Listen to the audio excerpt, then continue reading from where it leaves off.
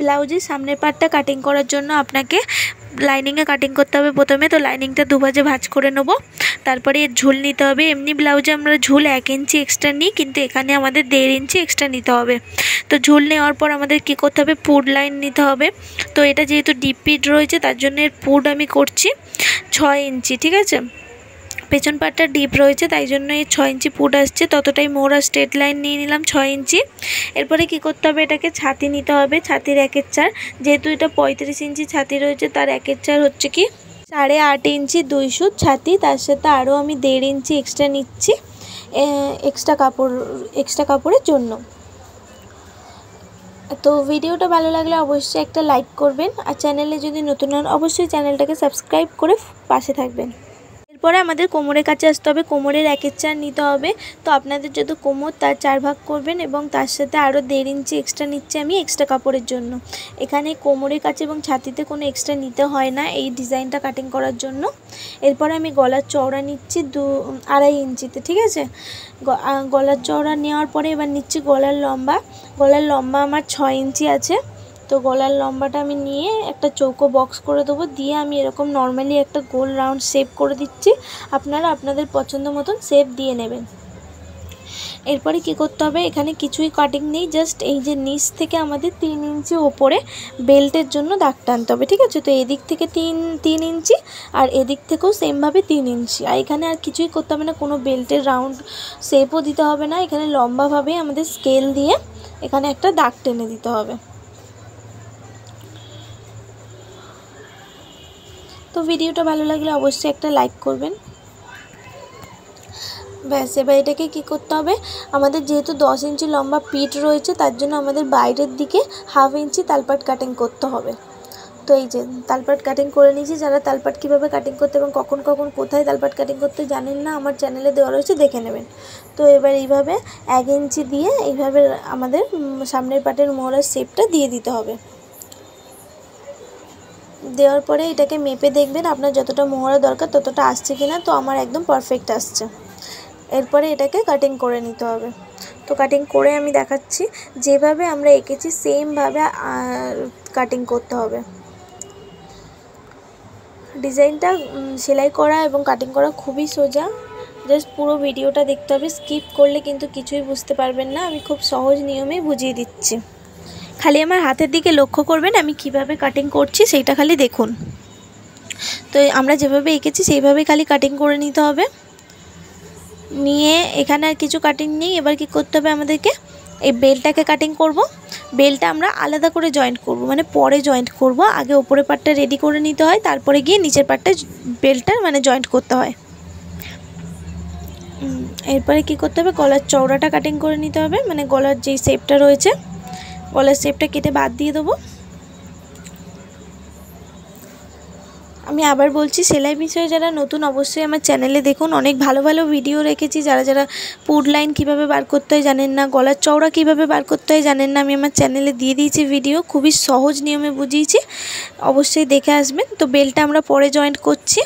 তার আগে কী করতে হবে, এই যে মেন কাপড়টা আমাদের লাইনিংটাকে আমাদের মেন কাপড়ের সোজা পাটের উপর রাখতে হবে, রেখে এইভাবে গলাটাকে সেলাই করে নিতে হবে। তো গলাটা সেলাই করা হয়ে গেছে, ঠিক আছে। এবার এটাকে কেটে আমরা বাদ দিয়ে দেবো। দিয়ে এখানে কিন্তু ছোটো ছোটো অবশ্যই কাট মেরে নেবেন উল্টানোর আগে। তারপরে কি করতে হবে, আমাদের যেভাবে লাইনিংটাকে উল্টিয়ে দেয় মেন কাপড়ের পিছন দিকে, সেইভাবে আমাদের উল্টে দিতে হবে। দিয়ে আমাদের গলায় কিন্তু যেরকম চাপ সেলাই মারে না, ওরকম একটা চাপ সেলাই মেরে নিতে হবে, ঠিক আছে। চাপ সেলাই মারার পর কী করতে হবে, আমাদেরকে এই যে মিডিল পয়েন্টটা দেখছেন, যে মিডিলটাকে আমাদের ভালো করে চিহ্নিত করে নিতে হবে আগে। তো এই যে আমি চিহ্নিত করে নিচ্ছি আগে, যাতে হচ্ছে কি অসুবিধা না হয়। এরপরে কি করতে হবে, মেন কাপড়টা খালি আমাদের, লাইনিংটা কিন্তু না, এইভাবে মেন কাপড়টা ধরে আমাদের এইভাবে প্লেট দিতে হবে, ঠিক আছে। এই যে মেন কাপড়টা এইভাবে ধরবে, আমার হাতের দিকে লক্ষ্য করুন, আমি যেভাবে দেখাচ্ছি সেইভাবে প্লেট দিন।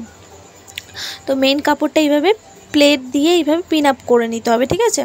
আপনারা চাইলে এটাকে আলাদাভাবেও প্লেট বসাতে পারেন, যেভাবে প্লেট দেয়, কিন্তু আমি যেহেতু আমার কাপড় বেশি আছে, এটা স্লিভলেস ব্লাউজ হবে, সেই জন্য আমি এটাকে একসঙ্গে এইভাবে প্লেট দিয়ে দিচ্ছি। তো প্রত্যেকটা প্লেট দেবেন আর এইভাবে পিন আপ করে রাখবেন যাতে সরে না যায়। তো এখানে 3টে থেকে 4টে প্লেট দিলেই যথেষ্ট। আমি এখানে মোট 3টে প্লেট দিচ্ছি, আপনারা চাইলে 4টে প্লেটও দিতে পারেন। তো এইভাবে প্লেট দেবেন আর এবং পিন আপ করে নেবেন, একটা করে প্লেট দেবেন, একটা করে পিন আপ করবেন। এরপরে কী করতে হবে, নিচের পিন আপগুলো হয়ে গেছে, এবার ভালো করে সোজা করে ধরে যেভাবে নিচেরগুলো প্লেট দিয়েছি এইভাবে সমান করে ধরে ওপরেও সেমভাবে আমাদের পিন আপ করে নিতে হবে, যাতে সেলাইয়ের সময় আমাদের অসুবিধা না হয়।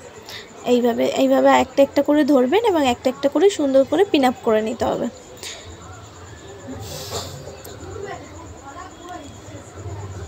তো এই যে আমার প্রত্যেকটা আমার সুন্দর করে দেখতে পাচ্ছেন কি সুন্দর লাগছে প্লেটগুলো।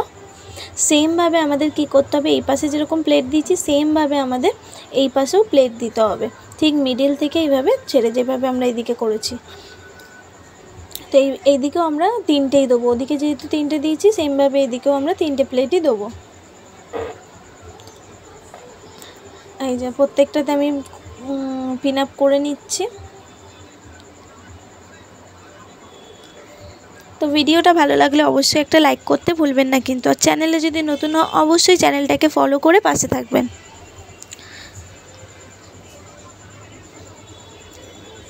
আর এর ফুল ভিডিও মানে ব্লাউজটার ব্যাক পার্ট এবং হাতা আমি লাগাচ্ছি না যেহেতু স্লিভলেস বলেছি।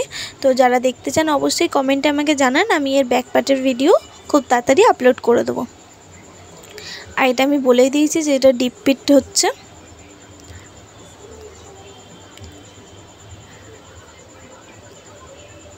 এরও আমি সেমভাবে উপরগুলো এইভাবে সুন্দর করে ধরে ধরে এটাকে পিন আপ করে নিচ্ছি।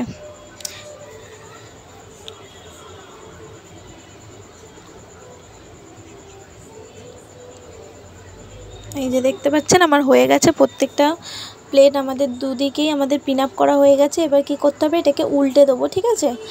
এই যে উল্টে দিলাম, দিয়ে এই যে লাইনিংয়ের উপরে আমাদের চারি সাইডে এটাকে সুন্দর করে ধরে নিয়ে চারি সাইডে আমাদের সেলাই মেরে নিতে হবে, যেরকম আমরা মেন কাপড়ের উপর লাইনিং রেখে যেভাবে সেলাই করি চারি সাইড সেমভাবে।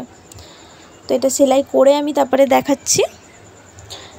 এই যে সেলাই করা আমার হয়ে গেছে, দেখতে পাচ্ছেন চারি সাইডে আমি সেলাই করে নিয়েছি। এবার কি করতে হবে, এই যে সাইডে যে এক্সট্রা কাপড়গুলো রয়েছে এগুলোকে সবগুলোকে কেটে আমাদের বাদ দিয়ে দিতে হবে। এই যে তো ভিডিওটা ভালো লাগলে অবশ্যই একটা লাইক করতে ভুলবেন না কিন্তু, আর চ্যানেলে নতুন হলে অবশ্যই চ্যানেলটাকে ফলো করে পাশে থাকবেন। আর আপনারা কোন কোন বিষয়ে ভিডিও চান অবশ্যই কমেন্টে আমাকে জানান, আমি সেই সব বিষয়ে ভিডিও আপলোড করে দেবো।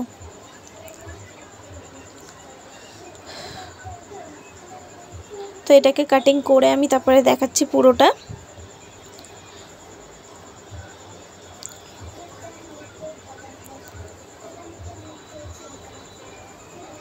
তো পুরোটা কাটিং করা আমার হয়ে গেছে, এই যে দেখতে পাচ্ছেন কত সুন্দর লাগছে।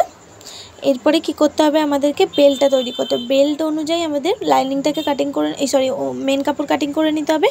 এই যে দেখতে পাচ্ছেন, নিয়ে আমি কি করেছি, যে নিচে সেলাই করে যেভাবে আমাদের উল্টে নেয় না, এই যে এইভাবে আমি উল্টে নিয়েছি, নিয়ে নিচে একটা চাপ সেলাই মেরে দিতে হবে, ঠিক আছে।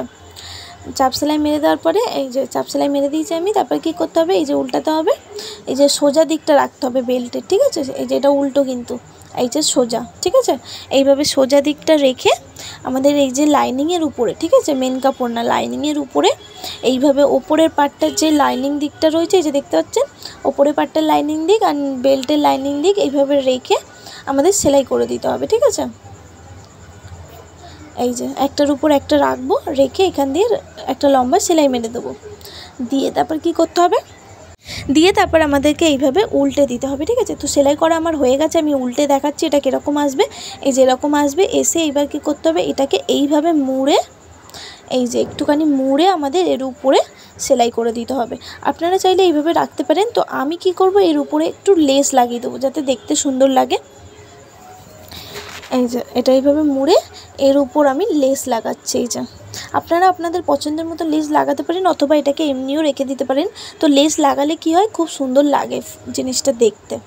তো আমি সেলাই করে তারপরে দেখাচ্ছি। তো দেখুন কত সুন্দর লাগছে সামনের পার্টটা। তো ভিডিওটা ভালো লাগলে অবশ্যই একটা লাইক করবেন, আর যদি বুঝতে পারেন অবশ্যই কমেন্ট করে আমাকে জানাবেন কি ভালো লাগছে কিনা।